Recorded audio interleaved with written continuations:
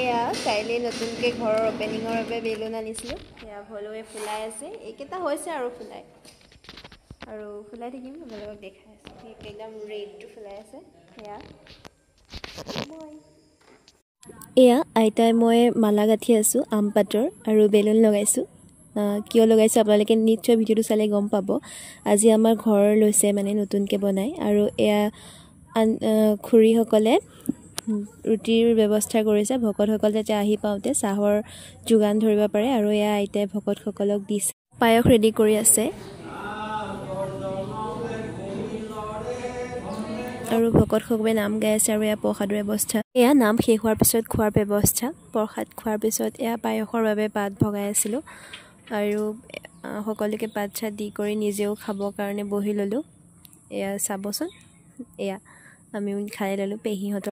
এয়া সকামৰ মানে শেষ কৰি আমি গ'লোঁ বজাৰ কৰিবলৈ ৰাতিৰ বাবে, যিহেতু ৰাতিৰ মাছ মাংস কণীৰ ব্যৱস্থা কৰা হৈছে। তাৰ বাবে নগাঁও গ'লোঁ বজাৰৰ বাবে। মই পেহী ল'ৰাটো, তাৰপিছত দাদা দেউতা আমি সকলোবোৰ গ'লোঁ।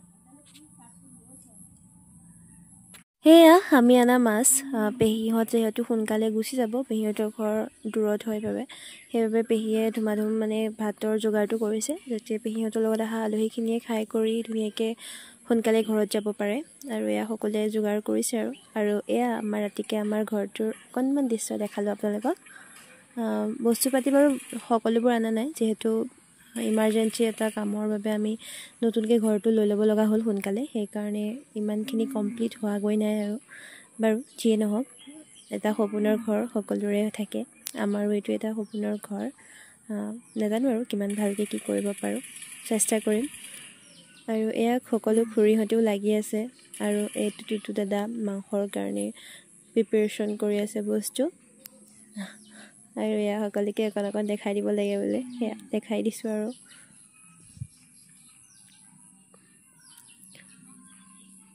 আৰু এয়া চবেই আড্ডা দি আছে, আৰু ইহঁত গেমত ব্যস্ত হৈছে। মই গ'লোঁ এনেকৈ দিয়া, সিহঁতে তেনেকৈ দি দিছে। এয়া ফাইনেলি ভাত হ'ল, মানে ভাত হওঁতে বহুত বেছিয়ে দেৰি হৈ গ'ল। বাৰু একো নাই, এনেকৈ সকলোৱে একেলগে খালে দেৰি হৈ যায়। আৰু এয়া ময়ো খালোঁ। মানে কি জানেনে, সকলোৱে একেলগে খালে কিবা এটা বেছিয়ে ভাল লাগে, যিমানেই যি বস্তু বনোৱা ভাল হওক বেয়া হওক। আজিলৈ ইমানেই, বাই।